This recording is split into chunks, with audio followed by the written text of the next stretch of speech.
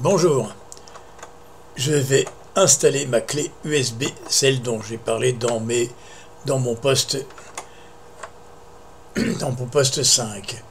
Je vais lancer justement la clé USB est connectée ici, bien on va l'ouvrir alors pour voir où c'est qu'elle est. Bah là voilà, et ma Ubuntu est là. D'accord, je le réduis de sa taille, bien entendu, pour voir un petit peu ce qu'il y a là-dedans.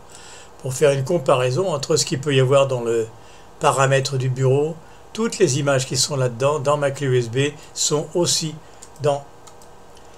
je garde celui-là ouvert, sont aussi là-dedans. Paramètres du bureau, je le lance, voilà.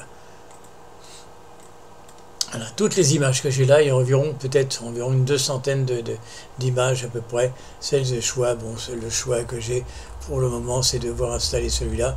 Là, je peux le changer avec celui-là, c'est pareil, ça ne change rien.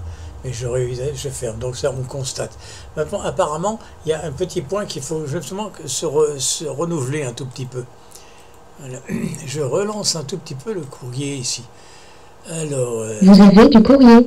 Ouais. Bon, c'est un gestionnaire de fichiers, voilà. Donc voilà. Donc je vais redescendre exactement où ça doit être. Hein. On y va.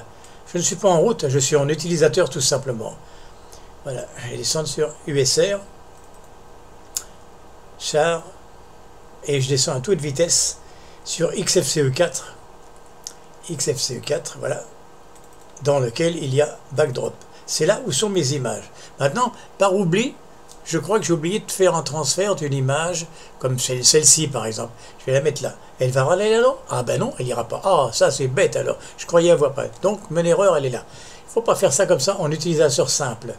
Que vous soyez avec un fichier qui est un téléchargement ici de ce qu'il y a d'une image, ça ne changera rien du tout, ça ne passera pas du tout. Donc on revient obligatoirement sur Ubuntu pour avoir mes images qui sont là. Je ferme ça, je relance mon terminal et je relance Tunar en route.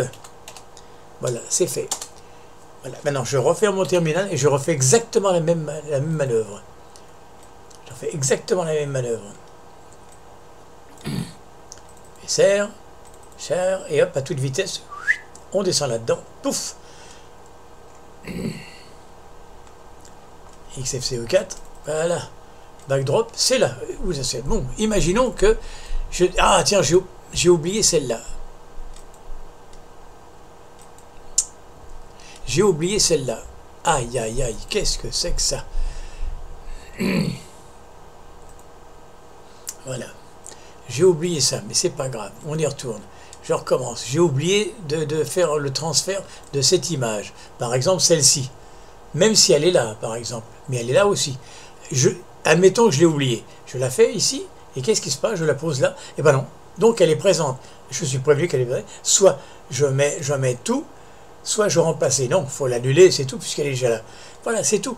Voilà. Vous comprenez que ça ne peut pas aller. Que vous utilisiez n'importe quelle ça ne marchera pas.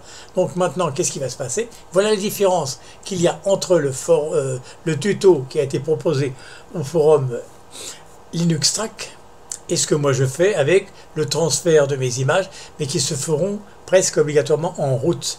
Le fait que je n'ai pas de home, mais par contre, ma partition pour Linux Mint 19.2 XFCE est environ assez importante. On doit représenter environ 115 gigas. Donc j'ai la partition swap qui est là, petite partition de 10 gigas. Le slash, ça a été fait. Et le home, j'en ai pas. Toute la partition, donc j'ai pas besoin de home là-dedans. C'est tout.